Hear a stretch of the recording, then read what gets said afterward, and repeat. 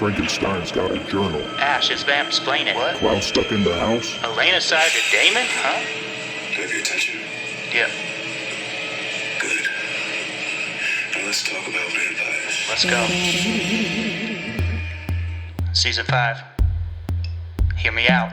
At Rebecca's kegger with Elaine and friends, taking shots like Jordan Connor, that is, in the paint like Shaq. Fix it in post. You remember when we drove coast to coast, driving to LA Cavalier and a U-Haul, even though that car was too small. Whipping around the Grand Canyon, trying not to fall in. Even when we rode, we were still ball in. By the bay, listen to Frank Ocean. Pour some coffee, I'll see you in 10. Just give me the cue. I'll do whatever you want. Mo money, mo problems, but I'm counting in the sweet spot. PD's on the track when the beat's hot. Now let's talk about vampires. Hello, welcome to the Vampire Diaries, the Vampire Diaries podcast, where a guy is watching the series for the first time with a super fan who has seen every episode. I'm the titular PD, let's just say I put the PD in Vampede, but please call me Pete, and I'm here with my co-host and co-parent Ash. Hello, Ash. Hello, Pete. Ash, it's July 4th. Happy Independence Day. Oh, woo! Fireworks. I was going to ask you, what does it feel like to be the person who puts the PD in Vampede? Wow, I mean, it's an honor. I've never won anything before. This thing is so heavy. I like to thank my manager, you. Your name. My parents for naming me a derivation or whatever of PD. And the creators of the show, well, really, L.J. Smith. I got to thank her for writing a book. With the title that's similar to your name. That's not similar at all, but just... Adaptable. We've said this before, but initially we were going to do PD Little Liars. Mm-hmm. And then... I don't remember why we didn't do it. We just didn't connect with the first episode that much. Don't say we. Okay. We somehow transitioned. I think what actually happened is we were about to do it, but then it wasn't for free streaming. And we were like, oh, we don't want to have to buy all of it, whatever. And then we were like, what else is streaming that you've seen that I haven't? And then it was Vampire Diaries. And you like vampires. I do, yes, and we've talked about that very first episode. And thankfully, we have followed Vampire Diaries around the streaming services for these nigh on 4 years. Right, 5 seasons. Yes. Yeah. 5 seasons of the show, 4 years of our lives. Ash. What's that? Speaking of our lives. Tell me about it. Right now, High Dive Publishing has a crowdfunding campaign for a really cool nonfiction memoir book. High Dive Publishing. Mm-hmm. It's Rick Bickerstaff's book. Yes, that's his real name. It's actually Richard Bickerstaff III, so it's even more ridiculous. It's a great name. His book is All Roads Lead to Dockweiler, Devotions from the Ocean in the City of Angels, by Rick Bickerstaff. He is also a musical artist. His companion album, Golden Coast Summertime, by Yonder Breaks. Sounds so chill. Yes. And, hey, both the album and the book are super chill. And we're doing a crowdfunding campaign just for, like, some finishing funds for design and things like that. And you can go to Indiegogo and search for Dockweiler or Rick Bickerstaff or Peter Harmon or High Dive Publishing. You can go to @High Dive Publishing on Instagram,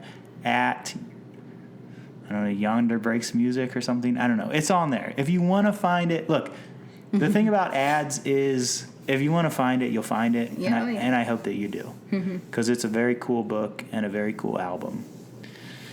And that's my thing up front, my pre-plug. Yeah, do it to it.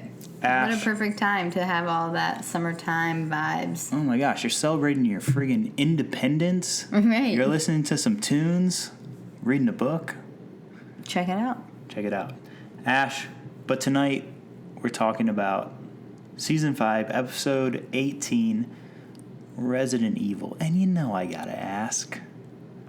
I have not seen Resident Evil. I don't really, is Jennifer Gardner in it? Like, I don't really know, or like some girl with short hair. I just have like a black, when you say Resident Evil, I just think black and red. Like, yeah, well, it's originally video games. Okay. That go far back to maybe like PlayStation 1. Hey, evil heads, holler at us. We did not own a PlayStation. You didn't personally, No, as a young child? No, not one. No, not until we had one PlayStation 3 together. I might have played one of these games a little bit, but it wasn't my jam. Mm-hmm. And I was like, I don't want to do this. I might have seen it's Mila Jovovich. Okay. She's in a bunch of them. They made 4 or 5 of them by now. Movies. Is it like red and black, like coloring of the like probably movie she case and herself stuff? has red hair maybe in it. That's the thing that like I know we've talked about so many things from our growing up, but So what?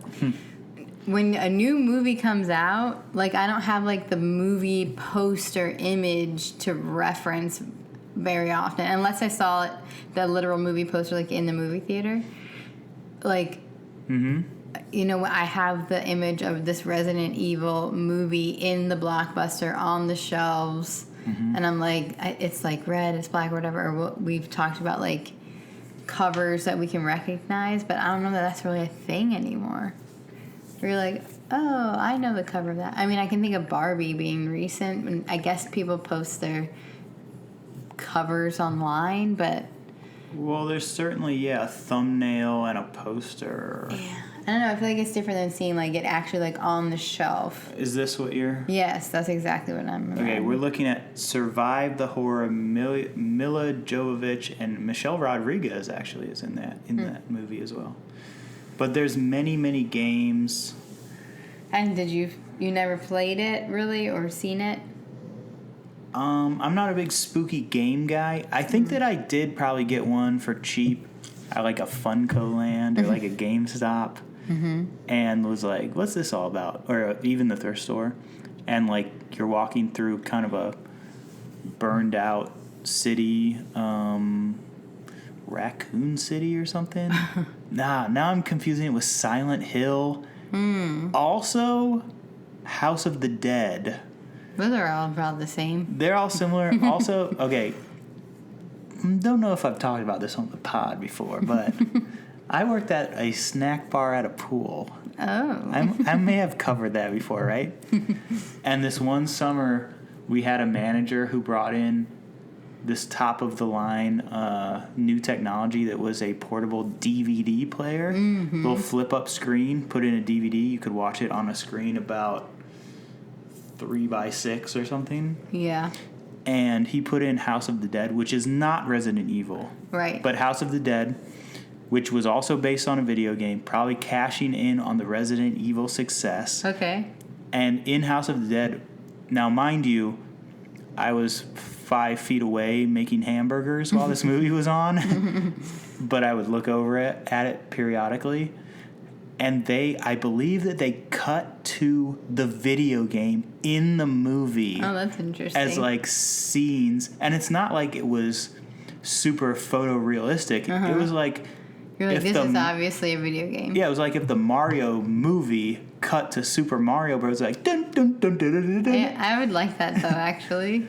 Well, House of the Dead, I wasn't really feeling it. Yeah, all right. But no, we don't know this game or movie. No, we don't. I mean, of it, but I don't know it for real. I'm going to look at, House of the Dead movie, 2003. That's right in the pocket.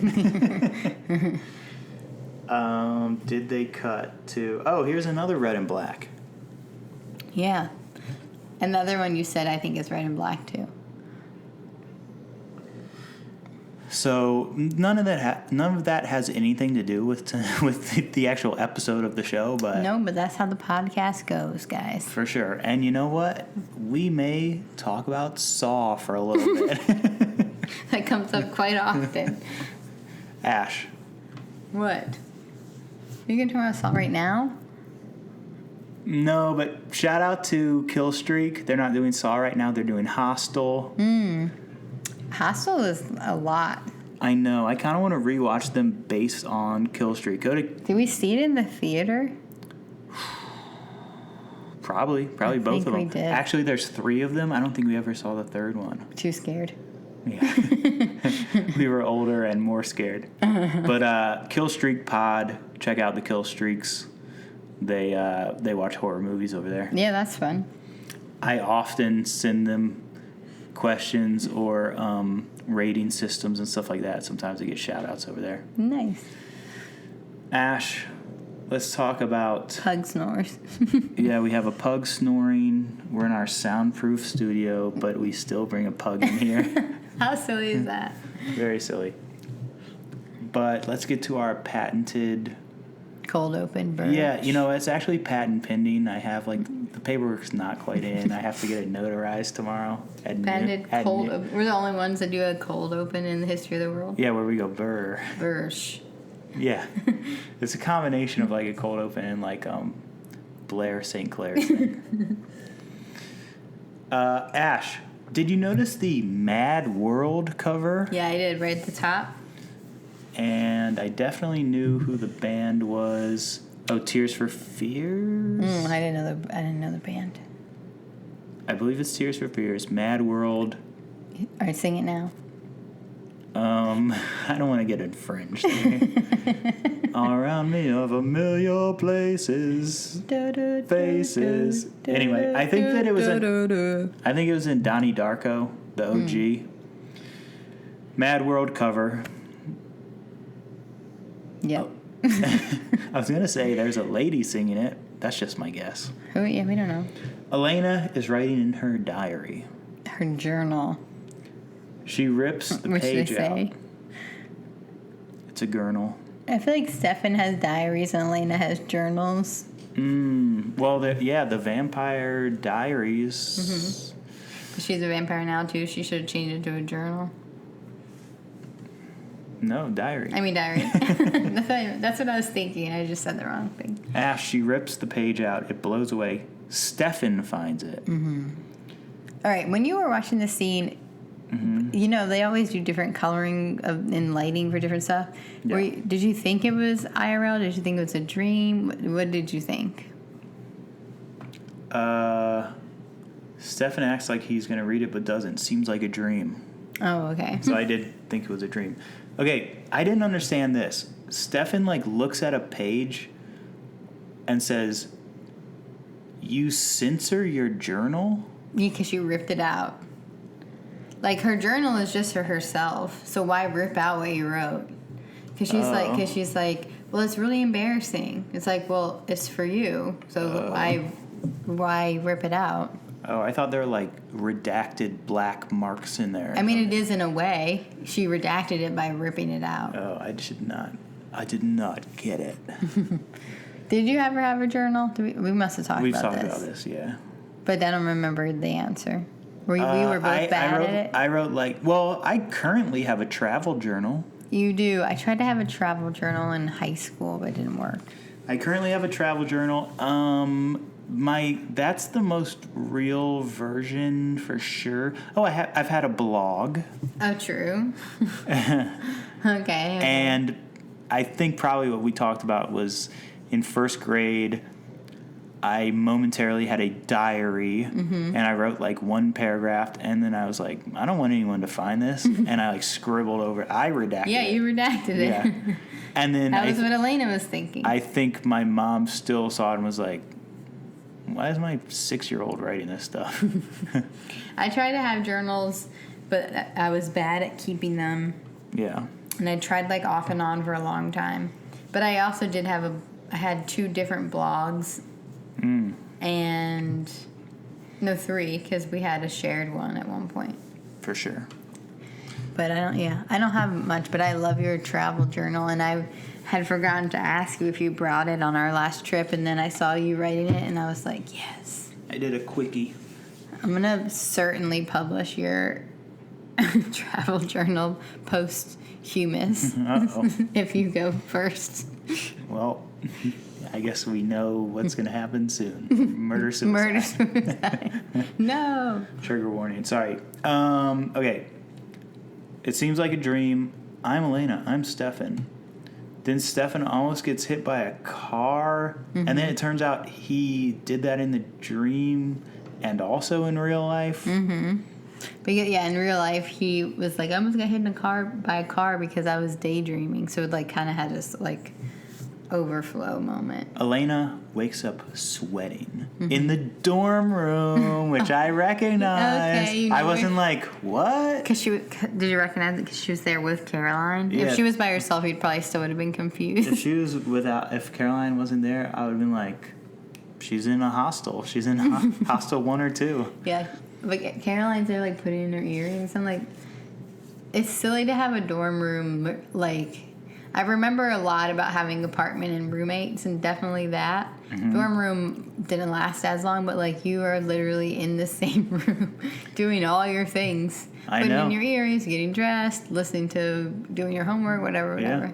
And like you could be trying to go to sleep and your roommate could just have his bass thumping and just be at his computer for hours after you went to bed. Yeah, or they have a special someone over, or... Yeah, roommate life, dorm room life is exciting but very weird. Yeah. I mean, you're up in that room. I got in trouble for tidying up my roommate's part of the room. I'm like, it's literally my room. Yeah. Well, you learn how to live with people. It's true. So that was a dream. Enzo and Damon are playing pool. They're doing exposition. They talk all about that parent-teacher conference episode. Enzo's like, I'm confused. So you did this, and then describes the exact plot. But the basis of it is Damon in the friend zone? Right. Enzo, But you gotta have like a friend that's very honest with you, and Enzo is that for Damon. he seems like a, what's a good word for this? I don't know. A provocateur. He's like stirring up trouble. Yes. Yeah. That's what you call a shit stirrer. Yeah, I was going to say an edgelord. Oh, I don't know that. Yeah. Sadly, I do. I understood provocateur better. I know. It's like someone who's like, I'm going to tell this kind of joke in order to get a rise out of people. Yeah, he definitely has that, but also he says it with a little bit of seriousness to be like, this is what you guys are doing. If we're to understand the past half season or so, him and Damon are super close. Right. They spent a lot of time together. That Damon didn't even tell Stefan about. And they were bonded over like serious trauma. Yeah. Trauma bonding. Hashtag trauma bonding. Enzo says that Elena is going to hook up with a frat bro. That was what I pulled out of that conversation. That's silly. The travelers have hidden Enzo's girlfriend or something. They won't tell him where she's at. Yeah, they call her his girlfriend until the end of this episode. They do what? They call her his girlfriend until the end of this episode. Then we get to know really what the relationship is like. Oh, yeah, okay. It's that girl that was outside the bars. Mm-hmm. Helping him out. Helping him out. Giving him some, camaraderie and stuff. So he was in the bars, partying. She was outside the bars, hanging out on the street. Caroline and Elena are looking for Sheriff Forbes. Elena has keys or a ring or something. Yeah, like a keychain. It triggers a memory about going to see a movie with Stefan. Is this the date they went on or the dream world? I said. They smooch. And then I said, oh, her dad is still alive. So it must be a dream. They're back in the dreamland. Caroline gets Elena out of Elena's daydream. She's blacking out and having daydreams. Yeah, because she's like, how'd I get here? Because she blacked out like standing up, and now she's sitting at a table. Caroline is spouting psychobabble at her, Ash. Psych 101. Mm-hmm. Told Damon she couldn't see him, now seeing Stefan in her dreams. Parents still alive. It's a different life. So Elena is disagreeing with Caroline. Caroline thinks it's like, well, just because you broke up with Damon, now you want Stefan sort of thing. And she's like, no, it's different. My parents were alive. It was more than just like what is going on with her and Damon. Which Elena's right. Hmm. It's not just relationship stuff. Stefan calls. He's also having the visions of Elena, the aforementioned, walking into the street. Bonnie calls Jeremy. Lots of phone calls, Ash. Mm-hmm. He doesn't answer. The wind blows. Grams is there. Grams is so serious. Yeah, everyone is having visions. Something's wrong on the other side. These travelers, they all set each other on fire. I mean, themselves on fire. Right. And overwhelmed Bonnie. And then someone popped out of the other side. Markos. Mm-hmm. We know. Right. And since the Markos popped out, the other side is falling apart. Mm-hmm. It's got the witches scared. Yeah, that's a big deal for the witches to be scared. Which, what is this like? There's another thing where it's like, this side is falling apart. You gotta get to the other side. But my friend is here. Like a portal moment. Yeah. Is it like a, Avengers or something? What about friggin' Bing Bong in Inside Out 1? Doesn't he do... Or Baymax in Big Hero 6? I feel like that happens.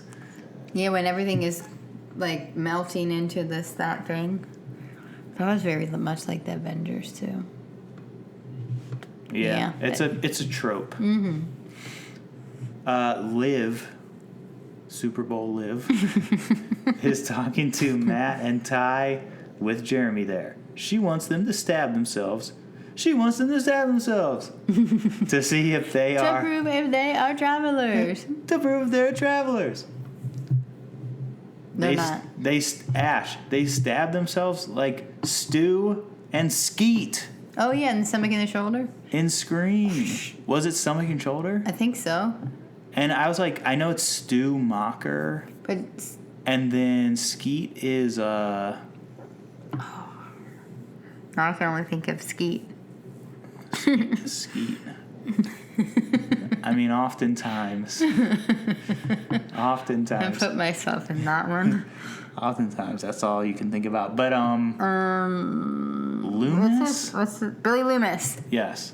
All right, Stu and Billy in Scream, which K-Dubs Yes. has the puppet strings. But Ty goes first, and he was like, I'll just stab myself. And they're like, but you can heal, whatever. Yeah, which was at the point, do you have to stab yourself and die, or you just have to stab yourself with this knife? You have to stab yourself with a knife, and then if nothing happens, then you're not a traveler. Okay. Now they have to stab a bunch of people with a knife.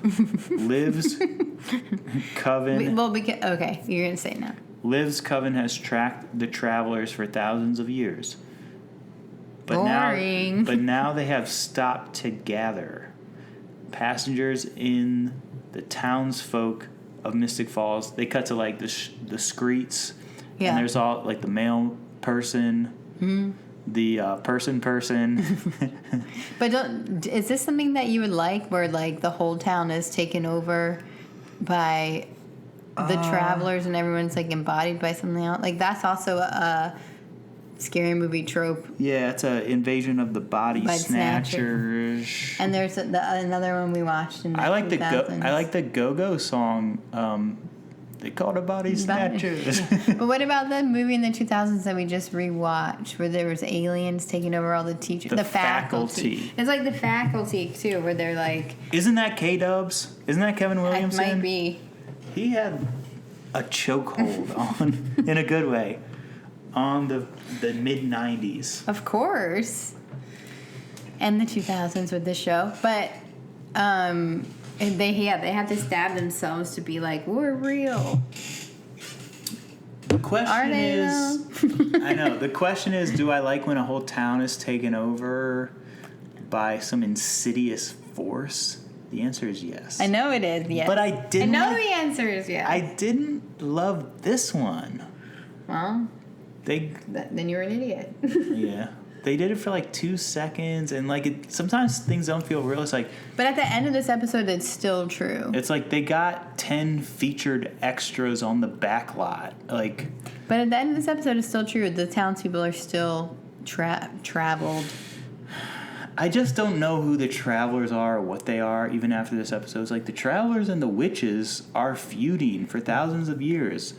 I know what a witch is based on I know, but it's like a Traveler's lore. Is very similar to a witch, except that they have to be in other people's bodies. So just think of it like that. Think of them like they have this like power that they can do, but they don't use nature. They have to use like blood and other stuff. Mm-hmm. But they get in other people. They have to be a host. They have to be like not a host. They have to be in a host. Yeah, they're symbiotic or Not it's not symbiotic. It's the other one. parasitic. Yeah, they're parasites. They're parasites. Okay, so I don't like them. They're parasites in the host's bodies. I know. I don't know. Should I like the thing? I don't know. I just think that you would think it was interesting that it happened to like a whole town as opposed to just like Matt only. I didn't like it when it happened to Matt. Right. That's what I'm saying. Or Elena only. Matt got Forbes' ass though. We'll get there. I don't know. I didn't like, but I do like it in the Faculty. Maybe you need to watch next week's episode. We'll see. Okay. And then we'll see. Skeet. A guy who looks like Dr. Dre gets Forbes. Because passengers are in the townsfolk of Mystic Falls. Mm-hmm. All right, Damon and Enzo are still playing pool. It's like they've been playing pool for many plot points. And later Lena's like, you got a pool table. Yeah.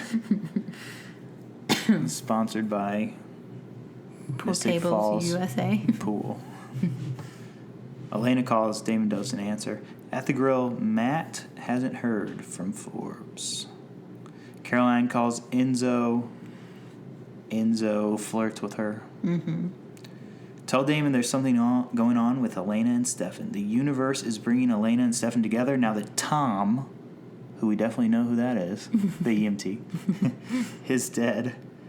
He was only in like 2 episodes, okay? I know, but we liked him. Their romance dreams, Ash. Yeah, this is Enzo teasing Damon the whole time. But that's kind of fun, though, because, like, they're buddies. Yeah, he doesn't get that mad, I guess. But then Damon is just sad and mad at the end. He is sad and mad, but, like, even your buddy's going to give you a hard time when you're having a hard time. Mm-hmm. To a certain extent. All right, Damon says, find a witch, get her over here. Bonnie stops by to see Jeremy, but Jeremy brushes her off. Liv is there. Jeremy is not being a good boyfriend to Bonnie. No, and she's been very patient. Bonnie is jealous. Yeah, he's not just not answering her. He's also hanging out with a witch that she doesn't trust. Jeremy hired Liv to help him with math. That's not true. That's a lie. Jeremy can't tell her what's going on. We have this handled, but trust me. Don't you hate it when you're mans with other witches? Exactly. You need to sneak up on travelers. That's why they're not telling Bonnie. They're saving her from herself. Mm-hmm. Ty is talking to Jeremy on the phone. Matt. Everyone's always trying to save the other person without telling them. Like, if you want to save me, just be like, hey, Ash. Yeah. I'm going to do this to save you, so don't get involved. I'd be like, all right, cool, thanks. Here's the truth. Save me, please. Matt is at the police station to talk to Forbes. She hears him talking about the traveler knife. Mm-hmm. Takes out her gun. Doesn't shoot him. Stabs him in the neck with a screwdriver or something. Or does she have another knife? I feel like it was like a pen. I don't know. It was fast. He was wearing his ring. They did show his ring while he was holding it in his neck. Mm-hmm. But Matt dies. Matt is all awkward. Sees Bonnie. The sheriff is in trouble. Jeremy will know what I mean. Oh, because he's gonna dead. Pass through to the other side. He died a supernatural death because of the ring, so he passes through the other side. Some creepy guy is there. He's just sitting on the grave or something. Yeah, he was creepy. What? They were showing the other side was creepy. Oh, that's what they were showing? I was like, But who's this? Matt is explaining, like, when you're on the other side, you're supposed to be, like, at peace and not see everyone else. So that's why he can see that random guy, and he sees Cole, and he sees... Oh, yeah, Cole is there. Cole was murdered by Jeremy. Mm-hmm. Somebody tore his way out of the other side. Markos. Matt is on holiday because of the ring. Cole's jealous. Yeah, he's like, oh, you're not actually dead. Yeah, people are jealous in this episode. Matt's like, where's Vicky? Right. He's like, if I can see you, then I can see Vicky. Let me find her. Which, that's a good brother thought. Yeah, true. Mm-hmm.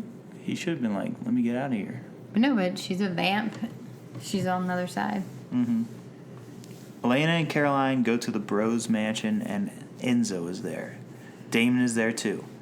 Caroline is listening to their conversation. Okay, so Caroline and Enzo start to do like a sportscaster type deal Yes. with Damon and Elena's conversation. They're like, we'll give them privacy. And then they're like, let's go to the other room and just listen in and have a drink and make it like TV. And Damon and Elena are awkward. They're fishing for small talk. Elena says friend, so she's friend zoning him. Mm-hmm. And Caroline and Enzo are like, oh no. Mm-hmm. Enzo is hoping to find Maggie. Yeah, but Enzo does say like a little bit of a truth moment where he's like, oh no, she's in the friend zone. Or he's in the friend zone, and now that he doesn't have any hope, he's going to be really sad. But up until that point, Damon still had hope of being back with Elena. He was like, we're just taking a break from each other. So now he knows that Damon's going to be sad. But Enzo is hoping to find Maggie. Yeah, that was what he was promised for helping the travelers. The travelers have not told him where she is. She'd be like 70 years old. Enzo wants to thank her, not date her. Right. But he says twice in this episode that they happened to set themselves on fire before they remembered to tell me where Maggie is. He's very dramatic about it, but like they have to keep reminding us of it. Damon brings up these visions about Stefan to Elena. Are fantasy Stefan and Elena really happy? He said, really, really, really, really happy. The prophecy says you two are fated to be together. There's a knock at the door. It's a Luke, Liv's twin brother. It's a Luke. He's serving Lukes. Is it possible for there to be one of someone around here, Damon says? Because they're twins. There's a twin. There's a doppelganger. Right. There's a Billy and a Phineas. Right? Aren't they kind of the Billy and Phineas of Mystic Falls? I mean, he's more of a Phineas than she is a Billy, but yeah. What was I going to say? I wanted to jump straight over to something. Okay, I just want to talk about Markos. Right now? Do we have to talk about the rest of this stuff? Okay. Yes. All right. When we get to Markos... This is the whole podcast. Okay. Ty talks to Forbes. Hybrids are not above the law. Keep the day drinking at the grill on the DL. Forbes is trying to be cool, but it's a traveler in there. I know, isn't it interesting, though, how the travelers know some real life stuff, but then not enough, where, like, Tyler can spot them as a traveler? Yeah, the traveler must have seen them partied, like, last episode or whatever it was. Mm-hmm. Ty tricks the traveler saying, my mom says hi, but she's dead. Mm-hmm. And then the traveler is like, yeah, what's up? And then he stabs Forbes with the traveler knife. Right. And then someone creeps up on Ty. He turns around like a, but we didn't see who it was. Luke needs Damon's help. Markos is here from the other side. The fire sacrifice allowed him to escape. They're being drawn together. And to the travelers. Right, they're showing you where Markos is, and they're bringing them together. Later, Damon's out on the porch. Elena's like, what's up? Damon is sitting so weird on these porch steps. Uh-huh. He's sitting like crisscross on porch steps, but then letting his knees fall over the step. And then keeping his butt on the step. So it's like folded over. It's very weird. It was distracting the whole time. That's a choice. He's listening to the universe laugh at him. He's being dramatic. Dramatique. They were doomed from the beginning. When is he not dramatic? Damon doesn't want to be friends. Elena drinks some brother's bond. Elena says the universe control isn't real. We'll get to that. But then she's in a vision Stefan is cooking. He's bad at it, I guess. He's been trying, apparently. He's cooking at her burned down house. Okay. It's not at her burned down house. It's at that house in where Markos is. Oh, that's a different house than the burned down house? Yeah, it looks similar, though. Oh, weird. Okay, because I was like, and then they went back to it in real life, and I was like, I thought that house was burned down. Right, because when they get the mail, they get the address, but the address of where Markos is, but the visions take place in the house where Markos is. Oh. To bring them there. I thought that it was like, oh, in this vision, my house isn't burned down. I mean, I can see that, but I think that they are just similar houses, but it takes them to Markos' house. But wasn't the kitchen exactly the same where... With the island and stuff? Yeah. Yeah, but I think it's supposed to be a different house. Oh, so all the houses in... Well, at least 2 houses in Mystic Falls are very similar looking. That's common. Sure. But it's weird. Why wouldn't, in this vision, it be a totally different house? So I'm not confused. Because they have to go to the house to find Markos. They can't go to the burned down house. It's burned down. I know, but we're not. But why? So in the vision... I mean, maybe I'm wrong, but... No, in the vision that she's having, in her perfect life with Stefan, Aunt Jenna is still alive. Her parents are still alive. Her and Stefan are just in, like, their married home. Not their parents' house. Right. Her parents Which makes sense. Her parents would be at her parents' house. Right. Or not, or they moved somewhere else and they got to live in that house. That's what I thought. I was like...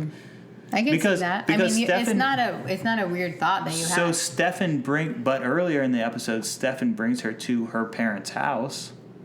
Right, when they were like dating or whatever. She's like, my dad's waiting up for me.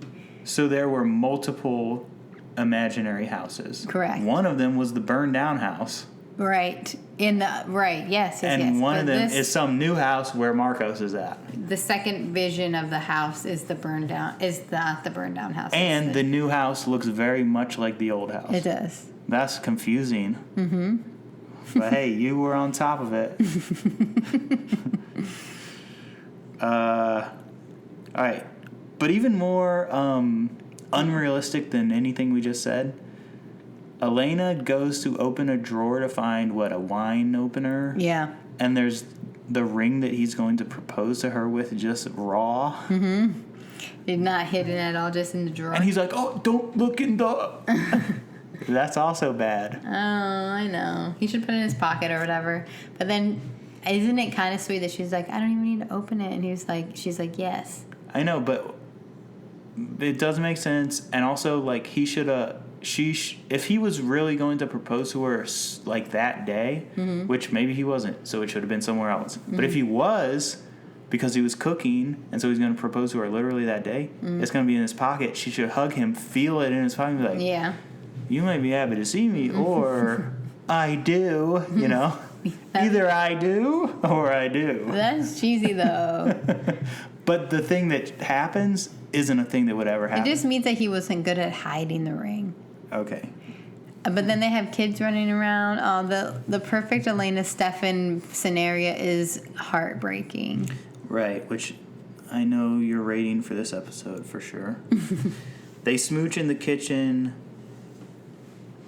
but they cut to later with kids. They don't have kids right now because they are unwed. Okay, yeah, true. All right. They knock over the mail. Stefan lives there at the house, so they name check the address of the house, which they go to later. Yeah. Elena wakes up, crushed glass in her hand. Okay, Enzo is standing there. Elena's like, I know where Markos is. And I said her old house, but it's not her old house. It's some other house. Markos is at some other house in Mystic Falls. Looks very much like her parents' house, which burned down. We got it, Pete. Okay. Just things shouldn't be confusing, especially on such a broad show. Right. Well, sometimes it is. Matt is on the other side looking for Vicky. I said, this is like the underground or whatever it was called from Stranger Things. Upside down. And then I was like, oh, the upside down. Yeah, true. Maybe that is what you're thinking of. That is what I'm thinking of. Also, that makes way more sense. And this was before that. So, hey, Duffer Bros.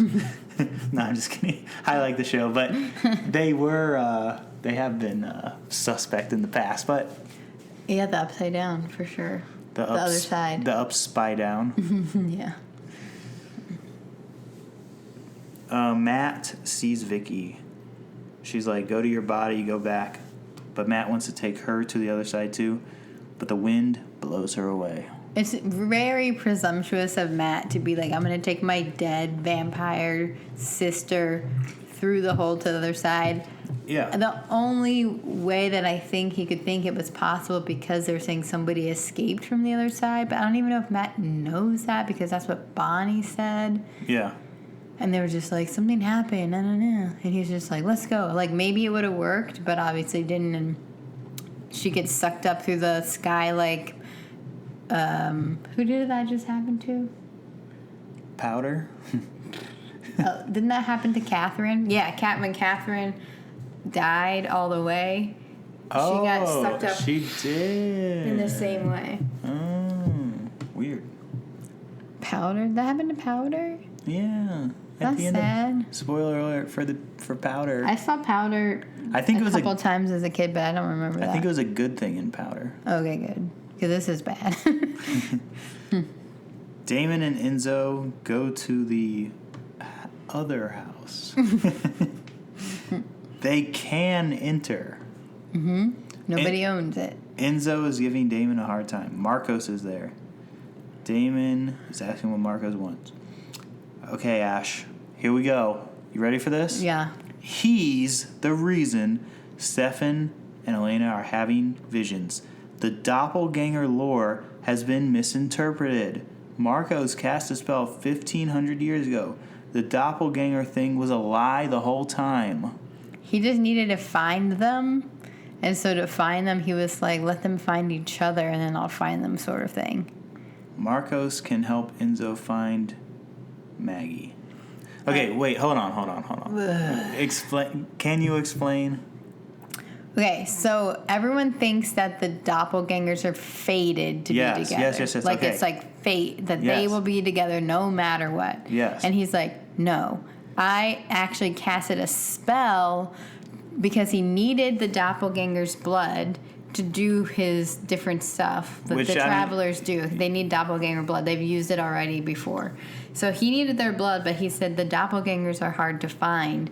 But it's easier to find them when they are searching out for true love or whatever. So instead of finding, for example, Elena or Catherine or whoever, instead of just finding Elena and then finding Stefan, it's like, well, if they're fated to be together, or so they think, then I can find them both in one place. Like it was like a convenience for him. Boo. Boo. Right? It flips the script. And he says it so casually. No, that's not right. Oh, we watched, let's see, 22, 44, 66, 88, and now we're on 18, so 98. We watched 106 episodes, and now you're saying all that was a lie. Boo. Boo. Not good. You were mad. Do not like. And do you think Markos was boring to see too? Do you think he was supposed to look cool, but he was just like, dude?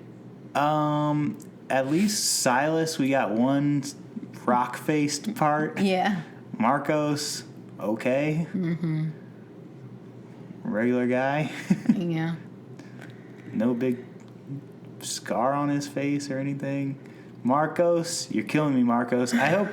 I hope Silas comes in looking like a gremlin and is like, he's lying. I would like that. But I don't know. If this is true, which it might not be, Markos could be lying for whatever reason. But okay, I have to jump ahead, This is lame to me. I have to jump ahead, though, because even though that part is lame, what Stefan says to Elena at the end of this episode, where he was like, the prophecy of the doppelgangers or whatever is a lie, but we did find each other in real life and we did fall in love with each other in real life, and that was real. Because otherwise they could have blamed it only on the lore. They could have been like, we were in love with each other Right. because we were fated to be together, which is what Damon always said, but everyone was saying. Which Damon was battling against the whole time. Right, but actually, Damon and Stefan, no, wrong. Elena and Stefan Uh-huh. actually truly met, even though he had already fallen in love with someone who looked a lot like her, which is weird. But Stefan and Elena truly met, truly fell in love, and truly had a loving relationship outside of any spells. Mm-hmm. Which that's beautiful. Yeah. Sure. I mean, zoom out. He's 600 years old. She's 17. All right, we're not zooming out that far. Also, they found each other. I mean, they were in the same town, so that was at least coincidence. All right, well, I'm just saying. I'm saying it was really true love, and it wasn't a spell. But wait, it wasn't coincidence because the spell brought them together. The spell did bring them together. It wasn't the universe's fate, but it was Markos' spell. I mean, the universe brought them together in the same place, but they fell in love for real. Yeah, I mean, if I'm any of these people, I'm not feeling that great about, it actually was good. Yeah, I mean, I know. Okay, fine. And as a viewer, I'm also like, this is not good. You're booing it? I'm booing it. All right. I like, the little kids. That's cute. There's cute stuff in there, but this cheapens the whole show. So sad. I'm sad for you. I'm sad for you. All right. But maybe they'll be like, Markos is lying. Okay. I don't know. All right, they walk through Mystic Falls. 2,000 years ago, Silas and Ketsia cast the spell for immortality. War between travelers and witches rages on. Witches put a curse on the travelers so they can't settle down as a tribe. Every time they do, there's a flood or something else or blah, blah, blah. Doppelgangers can fix it, though, for the travelers. They need their blood. I'm going to stop Elena and Stefan's visions. And then all these travelers are there, and they start chanting. Mm-hmm. Okay, so we still don't know what travelers are, but the witches are at war with them, and the travelers can never stop. So this makes the witches look like big D-bags. Also, not to... All right, I won't get political or topical, but it seems like one of them is one group of people and the other is another kind of group of people, where this one group of people can't have a home, and this other group of people doesn't want them to have a home, and so therefore is taking action to make them not have a home. That's a very historical thing, not saying it's modern day at all. Yeah. You know what I'm saying? Mm-hmm. But anyway, so it makes the witches look bad. Bonnie's a witch. Her whole family is witches.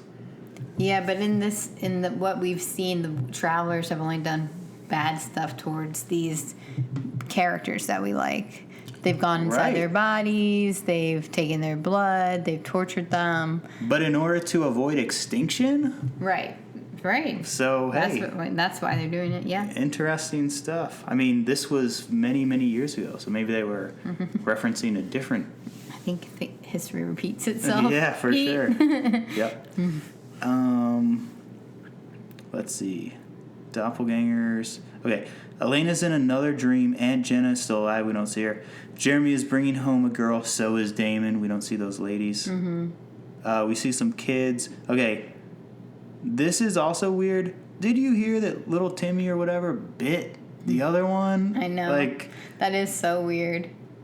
Like, kids do bite when they're kids, some of them. But this is funny because they're not vampires. Yeah. LOL. It's a little funny. It is a little funny. Again, not funny, but okay. But then Elena, the house is empty. Tongue in cheek, not necessarily funny. Elena, that house is empty now. Elena in real life. Stefan is out of all of it. Okay, so all those visions are over. They sit by the fire at the Bros Mansion. Mm-hmm. The visions weren't real. It was a spell, showing what we wanted to see. We weren't vampires, parents were still alive, a fantasy. But it felt amazing, but their real life was amazing too. They fell in love on their own. They reminisce about the good times. Stefan says he'll always love Elena and vice versa. So they're saying they love each other, and all they're talking about is their visions and their love. And then Elena's like, can't me and Damon be friends like this? Where we talk about our love and these visions where we're married? Like, what? That's not friends. I think when Elena said that, it was totally out of place. But I understand why she said it, because she was finally reconnecting with Stefan in a friend way. In her mind, like, oh, we're so comfortable around each other. It's not awkward. We can snuggle. We can drink together, whatever. Friends don't snuggle together, first of all. Friends aren't being like, oh, I wish we were married with kids. I know, oh my it gosh. would have been so nice. Yeah. So she's not truly understanding what it means to be friends. No. But what she's saying is that she wishes she could be, like, comfortable with Damon, because right now it's really awkward. Right. Where she can just speak her feelings with Damon, and she's just saying to Stefan, like, do you ever think I'll be like this with Damon? Mm-hmm. But that's the worst person to ask, because Stefan is like, I will always love you, and she's like, do you think Damon will and I will be like this? It's like really insensitive to how Stefan is feeling. And it's really just going back to when she first met them and being like, I like both these bros. I know. So again, not much progress. No. 106 episodes or whatever. Okay. Matt is still on the other side. Cole is there again. Vicky was already dead. Where did she go? Did she find peace? It didn't look like it. Didn't look like it, yeah. Cole wants Matt to get back to his body to warn everyone. Because Cole's like, I don't know what that other thing is. I'm fine here. Yeah, I don't want that. Yeah. He won't remember. Like, whenever Matt goes back to the When he is the alive regular again. side, he never remembers it, which then he wakes up and he's like, I remember it this time. Like, Yeah. what? Well, because Cole's like, find a way to remember it, which we we don't know. see. We don't know, but somehow he does. Okay. He needs to find a way to remember, I said. Yeah, that's what he said. What happened to your sister will happen to us all. Okay. Jeremy is lolling. Bonnie is the only one in the office that the sheriff hasn't killed. Jeremy is lolling, really? Yeah, he's laughing. He's like, huh. It's like him and Matt and Ty and Bonnie or something like that. And he's like, Sheriff Forbes hasn't killed only Bonnie. That's inappropriate, Jeremy. Bonnie doesn't like Jeremy lying to her or keeping stuff from her. Matt wakes up. He came back from the other side, and he remembers. And whenever they wake up from dying, it is so startling. Because you're expecting it, but then all of a sudden they're like, and you're like, what? Oh my gosh. He tells them I remember. he saw Vicky. Damon sees Elena in his room. We need to talk. We need rules. Yeah, because why is Elena hanging out in Damon's room? She wanted to say thank you. Whatever you did, it worked. Sorry to tear you away from paradise. Damon says, it was, Elena says. I know. Damon is Dagger salty. in the heart. She saw a perfect life and describes it to Damon. Everything they wanted. He's like, I don't want to know this. And she tries to spin it that was perfect, but me and you are real. Yeah. And it's like... It's like, well, you were happy for once, and I wasn't part of it. She still needs Damon in her life as friends. Damon can't be her friend. He does a don't want to be your friend speech. Which I think Enzo earlier in the episode says you can't be friends and in love with someone at the same time. You have to be, you can only be one or the other. Mm-hmm. There's a couple times where Damon's like, I don't want to be friends, which tells us then that he still is in love with her. Yeah. I feel like, what are we on, episode 18? I feel like 8 of the 18 episodes have ended with Damon like, I'm bad, or I'm not your friend, or, you know, he's been speechifying. A lot of speeches, yeah. Yes. It's probably true that toxic relationships have the same fight over and over again. I said, boom, that's smart. Yeah, that is smart. Like, I don't know that we need to show that in a TV show, like, where it's vampire teens, but probably, like, these well, I don't know because we have we don't know. Perfect. We're like those. We're like the Elena Stefan dream scenario. Dream scenario. I mean, we kind of are, to be honest. But let's not Not to wood, brag. Pride before the fall and all that. But we work hard at it though. And I would say, and we're not vampires. We're not, true, yet. And even in our own healthy relationship, we probably hit the same beats pretty often. Yeah, I mean, everything is cyclical in a way. Stuff comes up, but definitely toxic relationships end with the same argument. Probably so. Not end, but have the same argument. Yeah, over and over again. So maybe this, but I don't know that that's what the writers are trying to personify. Of like, they're gonna like at minute 39 of 8 episodes. Damon's gonna get a serious look in his face with the firelight and be like, I'm this and that, and you're this and that. Mm-hmm. Well, it's good that you can draw some deeper meaning from this. That's what media should do. Caroline gave her mom her blood. Because they had to stab her earlier. Talking to Ty, these travelers can't take over. This group of people can't take over this town. Forbes is waking up. She's all, what happened? Ty is a traveler. That was a surprise. Oh, yeah. Markos and Ty are working together. They have a traveler knife. Markos burns a knife. Who's in Ty's body? I mean, okay. Is it Sloane? That's the only one that... Well, we don't see, because remember when Ty stabs Sheriff Forbes, he turns around and he's like, So we don't know who came to see Tyler, and we don't see him again until he's there and being like, oh, yeah, Sheriff Forbes is awake. Yeah. But then... Sloane's the only one I know, so probably her. And then, I mean... He's got a traveler in there. Did Catherine get converted to traveler? I don't even know if that makes sense. I'm just throwing ideas out there. But now the travelers are still doing their thing, but there's no more visions between Elena and Stefan. All right, this is a Pete-dictions / Can you do your rating real quick? Or you'll forget. Pete Vin. Pete Vin, okay. Observash. Pete? Pete. Observash Pete. All right, go. I think that I forgot what I was going to say, trying to think of all that stuff. But, okay, they say that, like, history is written by the winners or whatever, or, like, until lions can write history books, the hunter is going to be the one writing the history books, whatever. Okay. Mm-hmm. I think these travelers are getting a bad rap. Mm-hmm. I see that. Like, these witches, I mean, we've been on board with them to a certain extent for this whole series. You're like, there's two sides of every story moment. Bad witches out there doing stuff. Mm-hmm. Dark magic. I don't know. I mean, what have the travelers really done? Mm-hmm. They put Markos out there. We don't even know what he wants. Mm-hmm. Did he even say what he wants in this episode? He wants the blood of the doppelgangers. So they can be there. They can convene as a group. Right. I don't know. If they're not setting up the travelers are fine in some way and can coexist in some way, then I'm confused as to what we've been doing here. Okay. Also, okay, let's hit the Matrix again for 1 second. And I'm sure I described it badly last time, and I'm going to do it again this time. But in the Matrix, you're like, oh, Neo's the one. And then you kind of find out he's actually the virus that's going to shut down the Matrix. Which is the one. He's the one to shut down the Matrix. Yeah, because he's bad for the Matrix. Mm-hmm. And these doppelgangers,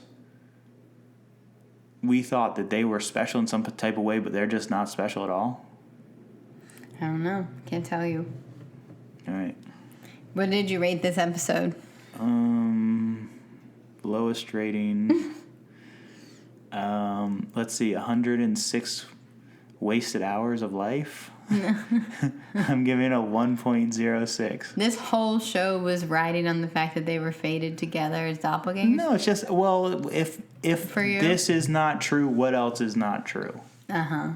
If you're telling me lies, what else are you lying about?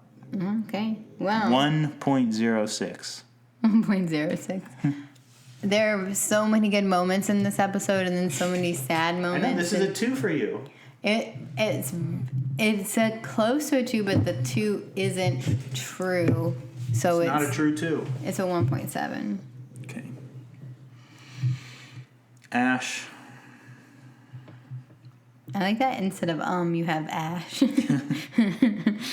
You're like, you can be like, we just saw Ash. Ash. I think we did it all. These next couple of episodes, Yeah. we have about 4 left in this season. They're going to be intense. They're going to be intense. This is going to be a make or break. We're going to make it or break it. Yep. Okay. Please go to @HighDive Publishing on Instagram. Search for All Roads Lead to Doc Weiler in your Google bar or whatever. Support the book, support the album. It's summertime. Look at the Happenstances series. Horror from the High Dive, if you're savvy. That's a lot of fun things to ingest. Yeah, look, if you like books, get out there and read. Let's read, man. All right. We'll see. We'll see what... Ash, I'm on a precipice. What? This show! Okay. All right. How do you feel? I love it. Okay.